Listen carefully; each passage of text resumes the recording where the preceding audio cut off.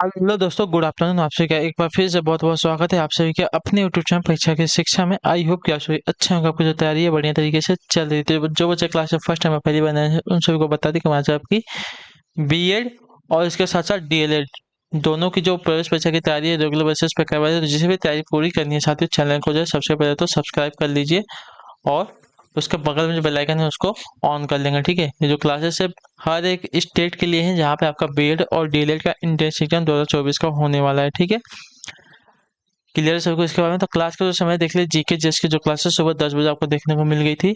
Reasoning की जो class है दोपहर को 1 बजे मिलती है। कला वर्ग की जो क्लास है इसके बाद आपको शाम को 4 बजे, और जो हिंदी की क्लास है शाम को 7 बजे हमारे चैनल पे आप सबको देखने को मिलेगी। तुम्हारे क्लास की जो शेड्यूल है इसको याद करके कि इसी टाइम पर क्लासेस जो है अपनी तैयारी को जो है पूरा और कंप्लीट करना है। ठीक है, देखिए, अगर आपको कुछ डाउट है, कुछ भी पूछना है बीएड और डीएलएड की प्रवेश परीक्षा के बारे में, तो आप हमारे इंस्टाग्राम पर फॉलो करके मैसेज कीजिए। आपका जो भी क्वेश्चन है, जो भी क्वेरी है, जो कुछ भी डाउट है आपका सब क्लियर किया जाएगा। तो आप हमें आके वहाँ पे मैसेज करेंगे। ठीक है, तो इसका जो लिंक है नीचे डिस्क्रिप्शन में मिल जाएगा, जाके फटाफट हमें फॉलो कर लीजिए। और उसी के नीचे देखें तो हमारे टेलीग्राम का भी लिंक मिल जाएगा। ठीक है, परीक्षा के एग्जाम का। वहाँ पे क्या है कि आपको डेली बेसिस पे पीडीएफ मिलेगा। ठीक है, टेलीग्राम चैनल पर आपको डेली बेसिस पे पीडीएफ मिलता है, और डेली बेसिस की जो क्लासेस है उसका पीडीएफ मिलता है, और डेली बेसिस पे जो क्लास का अपडेट हो आपको यहाँ पे दिया जाता है टाइम टू टाइम, जिससे आपकी क्लास जो है मिस नहीं होती। ठीक है, क्लियर है। तो चलेंगे क्लास को ध्यान से, एक एक क्वेश्चन को ध्यान से देखेंगे और उत्तर देते हुए चलेंगे, सही सही उत्तर क्या होगा। ठीक है, चलिए देखें क्या दिया गया है। एक परिवार में श्री प्रकाश के साथ उसकी पत्नी और उसके 2 विवाहित भाई हैं। ठीक है, जिनमें से एक के 2 बच्चे हैं और दूसरे के कोई संतान नहीं है। तो परिवार में कुल सदस्य कितने हो जाएंगे। ठीक है, देखिए, श्री प्रकाश के साथ उसकी पत्नी है। ठीक है, यानी कि श्री प्रकाश एक, उसकी पत्नी एक। ठीक है, साथ में उसके 2 भाई। ठीक है, यानी कि दोनों विवाहित है, यानी कि दोनों के 2 बीवी हो जाएंगे। ठीक है, जिनमें से एक के 2 बच्चे हैं। ठीक है, एक के 2 बच्चे हैं और दूसरी की कोई संतान नहीं। तो परिवार में कुल सदस्य की बात करें, देखिए 1 2 3 4 5 6 7 8 जन। ठीक है, यानी कि परिवार में कुल कितने सदस्य, 8 सदस्य जो आपका दिया गया यहाँ पे। बी वाला विकल्प आपका सही उत्तर हो जाएगा। ठीक है, क्लियर है।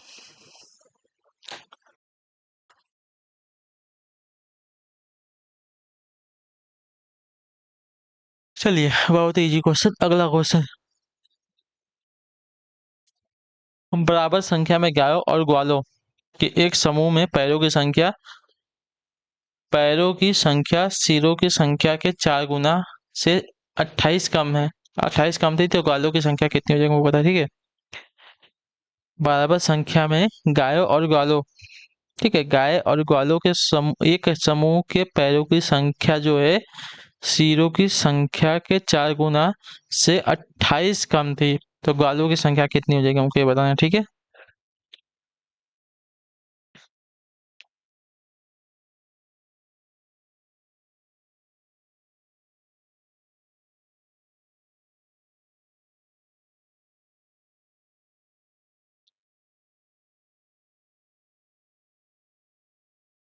तो चलिए देखते हैं, सॉल्व करते हैं इसको। देखिए, मान लेते हैं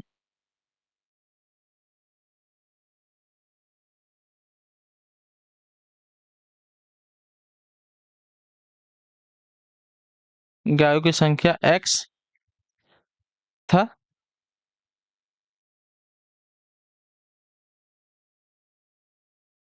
ग्वालों की संख्या को भी x मान लेते हैं। ठीक है,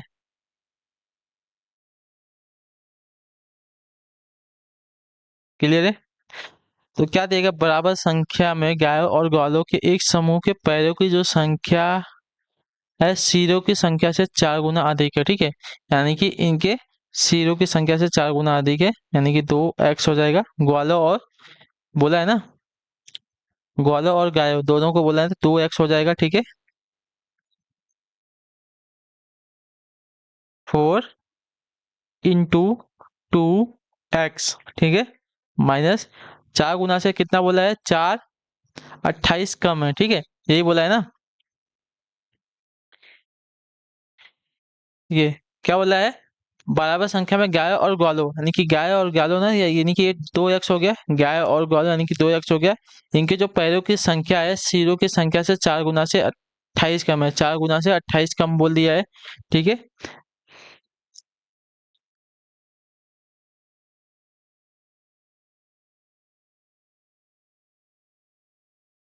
यहाँ पे देखिए, ग्वालों के पैर कितने हो जाएंगे, 2 पैर हो जाएंगे, ठीक है। ग्वाले को 2 पैर हो जाएंगे और गायों के कितने पैर होते हैं, गाय के जो है 4 पैर हो जाएंगे, ठीक है। गाय के आपके 4 पैर होते हैं तो 4 पैर यहाँ पे लिख देंगे, ठीक है, गुड़े 4। क्लियर है। ये आपके ग्वाले हो गए, ये आपकी गाय हो गई, ठीक है। क्लियर है। अब इसको अगर कर लेते हैं, देखिए ये कितना हो जाएगा, 4 में इसका अगर गुणा करें तो 8x हो जाएगा -28। यहाँ पे आपका 2x आपका ये हो जाएगा, प्लस आपका 4x ये हो जाएगा, इन दोनों को जोड़ देंगे तो आपका हो जाएगा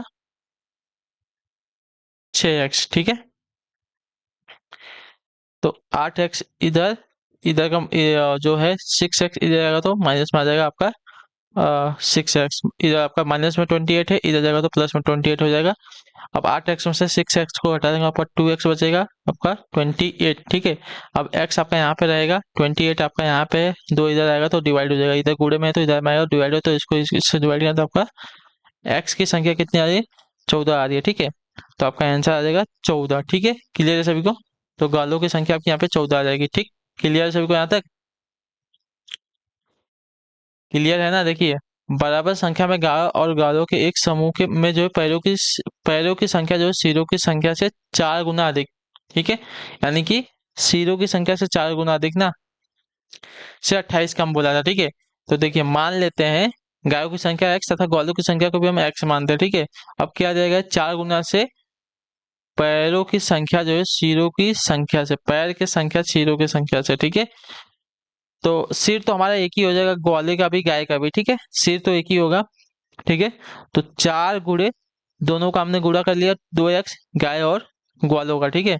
उससे से 28 कम हुआ था, 28 कम कर लिया। यहाँ पे क्या है, पैरों की संख्या क्या है, पैर ग्वालों के कितने पैर, 2 हो जाएंगे, ठीक है। और गाय के कितने पैर हो जाएंगे, 4 पैर हो जाएगा। इन दोनों को गुणा कर लेंगे, इसको अब नॉर्मल सॉल्व करेंगे तो हमारा आंसर जो आएगा यहाँ पे 14 आ जाएगा, ठीक है। क्लियर सभी को। ठीक है, चलिए अगला क्वेश्चन देखते हैं आपका क्या देगा। यदि P पति है Q का, ठीक है। P जो पति है किसका, Q का, ठीक है, ये पति है। और R माता है यश की, ठीक है। R माता है यश की और Q की, ठीक है। R माता है यश और Q की, ठीक है। R माता है, R माता है यश और Q की, ठीक है। यश और Q की माता है R, ठीक है। ये इसका पति है, क्योंकि ये भी माता हो जाएगी। क्लियर है। तो R का P से क्या संबंध हो जाएगा, तो देखिए, तो ये अगर इसका पति है तो ये तो आपकी फीमेल होगी, ये फीमेल हो जाएगी। यानी कि ये इसका दामाद, आर जो है पी का दामाद लगेगा, ठीक है। तो क्या बोला है पहले देखें, आर से पी का क्या संबंध है, देखिए आर का पी से संबंध हो जाएगा सास वाला संबंध, ठीक है। सास और दामाद वाला संबंध जो आपका दिया गया यहाँ पे, डी वाला विकल्प आपका यहाँ पे राइट आंसर, ठीक है। क्लियर है, दिख रहा है ना। पी कौन है, तो आर की लड़की का पति है, ठीक है। पी कौन है, तो आर की लड़की क्यों है, जिसका पति आपका पी है। तो पी की सास आपकी आर हो जाएगी, ठीक है। पत्नी की माता को आप क्या कहेंगे, आपकी जो अगर पत्नी है, पत्नी की माता को क्या कहते हैं, सास कहते हैं। तो आपका जो यहाँ पे संबंध होगा सास वाला संबंध जो आपका दिया गया यहाँ पे, डी वाला विकल्प आपका सही उत्तर, ठीक है। अगला क्वेश्चन देखें आपका क्या देगा। एक कक्षा में 19 लड़कों की औसत आयु जो है 21 वर्ष, ठीक है। 19 लड़कों की औसत आयु 21 वर्ष है, तो कुल आयु कितनी हो जाएगी, तो 19 गुणे 21 करेंगे, ठीक है। 19 गुणे 21 करेंगे तो देखिए आपका हो जाएगा यहाँ पे 399 वर्ष, ठीक है। क्लियर है। यदि शिक्षक की आयु भी सम्मिलित की जाए तो आपकी औसत आयु कितनी हो जाएगी, 22 वर्ष हो जाएगी, ठीक है। अब शिक्षक की आयु भी इसमें शामिल करना है तो देखिए, तो 19 लड़कों तथा, अच्छा, 19 लड़कों तथा शिक्षक की आयु,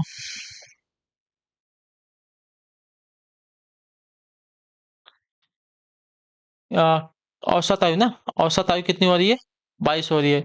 अब इनकी कुल आयु निकालेंगे तो 19 लड़के तथा शिक्षक की आयु भी अगर इसकी इनकी कुल आयु निकालेंगे तो कितना? 22 गुणे कितना बोला था साथियों? 22 वर्ष तो इनकी औसत आयु ना। 19 तथा शिक्षक की आयु, यानी कि कितने जन हो जाएंगे? ये 19 छात्र हो जाएंगे और एक शिक्षक जो है, यानी कि 20 जन हो जाएंगे। 20 गुणे 22। अब इसका गुणा कर लेंगे तो क्या हो जाएगा? 440 वर्ष हो जा रहा है। ठीक है, क्लियर है सभी को? अब देखिए, तो शिक्षक की आयु हमको ज्ञात करनी है। ठीक है, अब शिक्षक की आयु ज्ञात करनी है तो देखिए, ये हमारे क्या हो जाएंगे? शिक्षक की आयु निकालनी है तो देखिए, की आयु शिक्षक की आयु निकालनी है। देखिए 440 हमारी 20 19 छात्र और एक शिक्षक की आयु, इसमें से हम अगर 19 छात्र की आयु को घटा देते हैं, ठीक है, 440 में से हमारे जो 19 छात्र हैं, इसमें 440 में किसकी किसकी आयु है? तो 19 छात्र और एक शिक्षक की आयु है ना। तो 440 में से जो हमारे 19 छात्र हैं उनकी आयु निकाल देंगे तो सिर्फ शिक्षक की आयु बचेगी।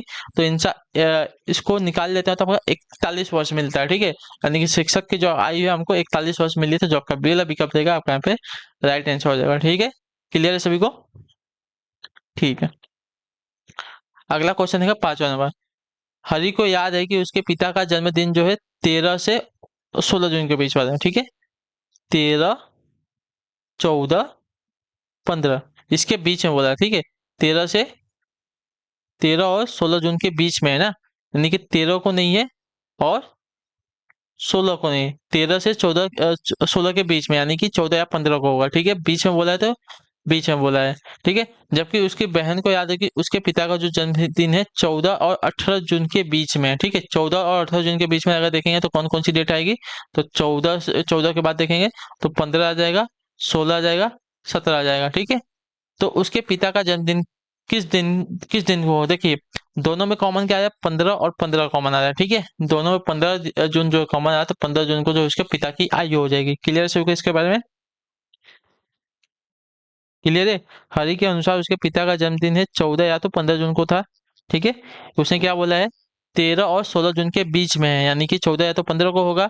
जबकि उसकी बहन को याद है कि उसके पिताजी का जो जन्म है 14 या तो 14 और 18 जून के बीच में, 14 और 18 जून के बीच में। ठीक है, यानी कि 15 को हो सकता है, 16 को हो सकता है, या तो 17 को हो सकता है।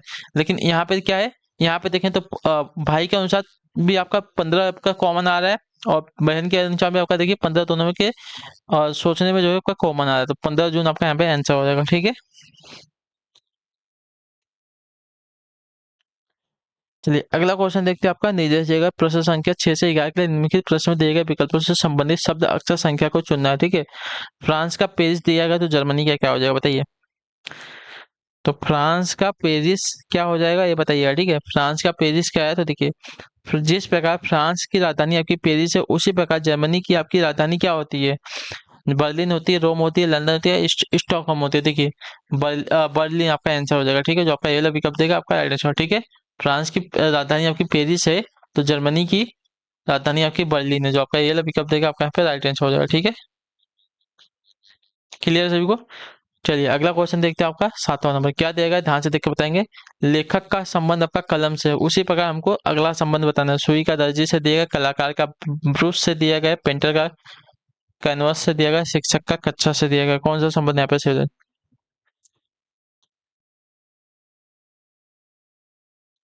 तो देखिए, जिस प्रकार लेखक कलम से लिखता है, उसी प्रकार कलाकार क्या है? ब्रश से आपकी कलाकारी करता है। इतना याद रखिएगा। ठीक है, तो आपका कलाकार और ब्रश वाला संबंध आपका सेम हो जाएगा, लेखक और कलम की तरह। ठीक है, क्लियर है? चलिए अगले क्वेश्चन बढ़ेंगे आपका। देखिए 8वां नंबर क्या देगा है? न्यूमेरल को आपका ऐसा लिखा जाता है। ठीक है, उसी प्रकार अलजेब्रा को किस प्रकार लिखा जाएगा? ठीक है, तो यहाँ पे पहले देखिए क्या किया है। इसका हम देखिए नंबरिंग कर लेते हैं। सबसे पहले तो आपको नंबरिंग करने आना चाहिए। ठीक है, 1 2 3 4 5 6 7। ठीक है, यहाँ पे इसने क्या किया है? तो देखिए, 2 को पहले लिख लिया, फिर उसने क्या किया? 4 को लिख लिया। ठीक है, उसके बाद यू ई लिखा, 4 लिखा, उसके बाद इसने 6 को लिख लिया, ठीक है, 2 4 6 को लिख लिया। उसके बाद इसने क्या किया, तो 7 को लिखा है, ठीक है, 7 को लिखा। उसके बाद क्या किया, तो आर, उसके बाद इसने आर को यानी कि 5वें नंबर को लिखा है। उसके बाद यम यानी कि तीसरे नंबर को लिखा है, और लास्ट में आपका जो है पहले नंबर को लिखा है, ठीक है।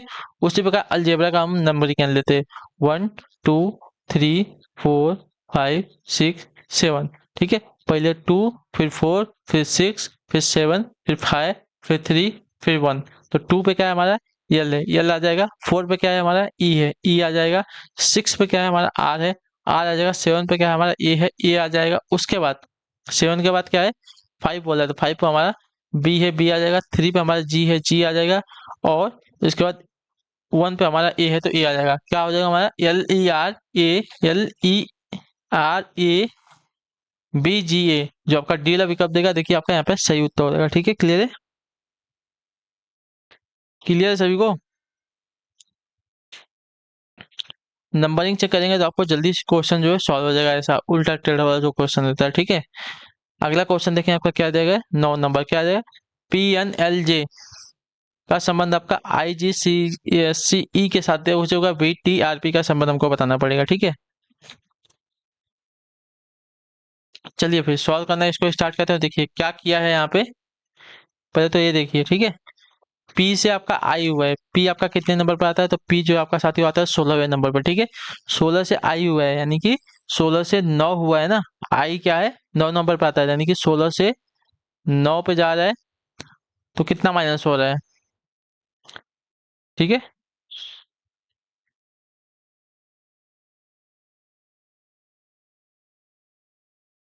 यहाँ पे 7 माइनस हो रहा है, ठीक है। तो यहाँ पे 7 माइनस हो रहा है, ठीक है, क्लियर है, 7 माइनस हो रहा है। उसी प्रकार यन से आपका क्या आ रहा है, जी हो रहा है, ठीक है। यन आपका कितने नंबर पर आता है साथियों, तो यन जो है आपका आता है यहाँ पे 14 नंबर पे, ठीक है। तो यन 14 नंबर पे आता है, जी आपका 7 नंबर पे आता है। यहाँ पे भी आपका -7 हो रहा है, ठीक है। यहाँ पे भी आपका -7 हो रहा है। उसके बाद यल से आपका ई हो रहा है, ठीक है। यल से आपका ई हो रहा है, तो यल आपका कितने नंबर पे आता है साथियों, यल आपका 12 नंबर पर आता है। ई आपका 5वें नंबर पे, यहाँ पे भी आपका -7 हो रहा है, ठीक है।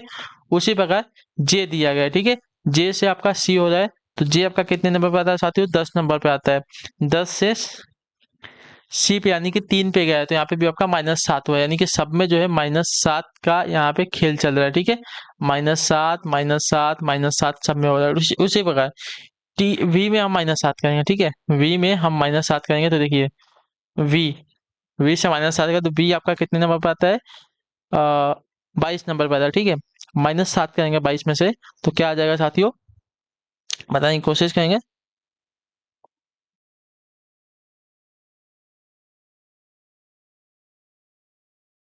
हमारा 15 आता है, ठीक है। 22 में से अगर -7 करता है, 22 में से -7 करेंगे तो हमारा 15 आएगा। 15 पे हमको क्या मिलता है, तो हमारा ओ मिलता है, ठीक है।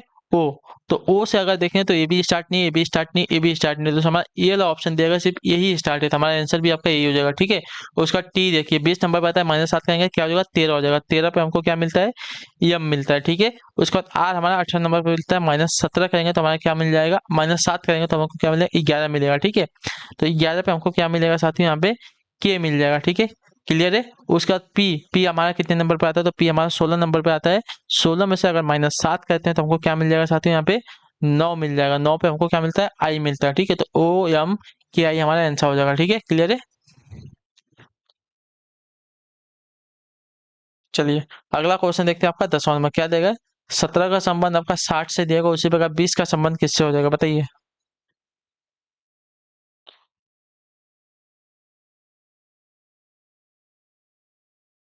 तो 17 का संबंध हमारा 60 के 60 से हुआ कैसे, पहले देखते हैं। तो देखिए 17 का 60 को 17 तिया 51, ठीक है। 51 में इसने क्या किया, 9 को जोड़ा है तो 60 हो गया, ठीक है। उसी प्रकार 20 गुणे 30 करेंगे, 3 करेंगे, तो 20 तीन 60 प्लस 9 करेंगे, कितना हो जाएगा, 69 हमारा आंसर आ जाएगा, ठीक है। क्लियर है सभी को। रीजनिंग में आप कैसा भी कुछ भी कर सकते हैं, बस ट्रिक जो है सही होनी चाहिए, ठीक है। 11 नंबर क्या है, 6 का 64 दिया होगा, उसी प्रकार 11 का क्या हो जाएगा, बताइए। 6 का 64 दिया गया है, उसी प्रकार 11 का क्या हो जाएगा, तो देखिए 6 का 64 कैसे हुआ है पहले तो ये देखिए, ठीक है। तो 6 का 64 इसने कैसे किया है, तो 6 प्लस टू कितना हो गया, इसका स्क्वायर निकालेंगे तो कितना हो जाएगा 8 हो गया, 8 का स्क्वायर कितना हो जाएगा 64। उसी प्रकार 11 काम करेंगे, 11 में 2 जोड़ेंगे उसका स्क्वायर निकालेंगे, 11 में 2 जोड़ेंगे तो कितना हो जाएगा 13 हो जाएगा, 13 का स्क्वायर आपका क्या हो जाएगा 169 होता है। ठीक है, 169 आपका यहाँ पे आंसर हो जाएगा, जो आपका बी अभी कब देगा आपका यहाँ पे राइट आंसर हो जाएगा। ठीक, क्लियर है।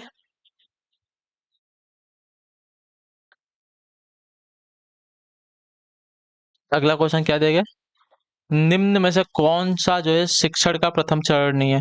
पहले से योजना बनाना, छात्रों का बैकग्राउंड जानना, पाठ्य सामग्री को सुनियोजित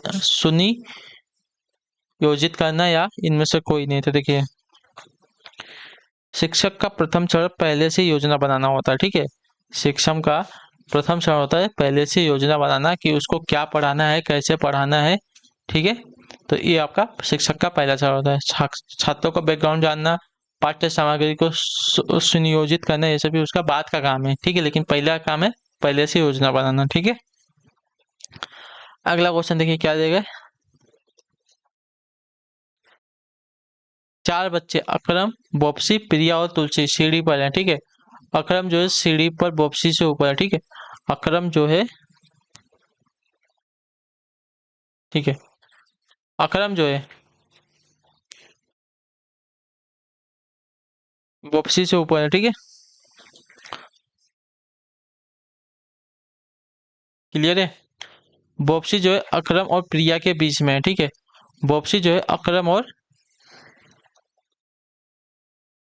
प्रिया के बीच में, अकरम तो ऊपर है ना, बोप्सी जो है प्रिया और अकरम के बीच में अगर बोला है तो प्रिया जो है बोप्सी के नीचे आ जाएगी, तभी तो बोप्सी प्रिया के क्या बोलते हैं, बोप्सी जो है प्रिया और अकरम के बीच में आएगी। ठीक है, यदि तुलसी अकरम से भी ऊपर है, तुलसी अकरम से भी ऊपर है, तो नीचे से दूसरा व्यक्ति कौन है, नीचे से दूसरा, पहला दूसरा आपका क्या नीचे से दूसरा क्या हो जाएगा बॉप्सी हो जाएगी। ठीक है, नीचे से दूसरा आपका बॉप्सी हो जाएगी, तीसरी अकरम, चौथा आपका तुलसी हो जाएगी। ठीक है, क्लियर है सभी को इसके बारे में।